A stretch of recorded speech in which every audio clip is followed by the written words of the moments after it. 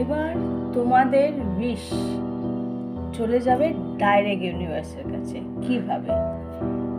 তোমাদের যে কোনো স্পেসিফিক কোনো স্পেশাল কোনো উইশ হলো, যেটা খুব তাড়াতাড়ি তুমি ফুলফিল করতে চাও বা যেটা তোমার মনের ইচ্ছা, একটা সাদা কাগজে লিখে সেটা ফিল করে লিখবে যেটা এটা তোমার হয়ে গেছে, এই উইশটা ফুলফিল হয়ে গেছে। লিখে নিচে ইউনিভার্সকে 3বার thank you thank you thank you universe লিখে, তুমি চাইলে তুমি তোমার যেই গডকে তুমি মানো, সে যে কোনো কাস্টেরই তুমি হতে পারো, তার পায়ের কাছে রেখে দিতে পারো। বা তুমি যদি মনে করো যে এটা লুকিয়ে রাখতে পারবে, কেউ দেখলে অসুবিধা হবে না, তাহলে তুমি তোমার কাছে রেখে দিতে পারো।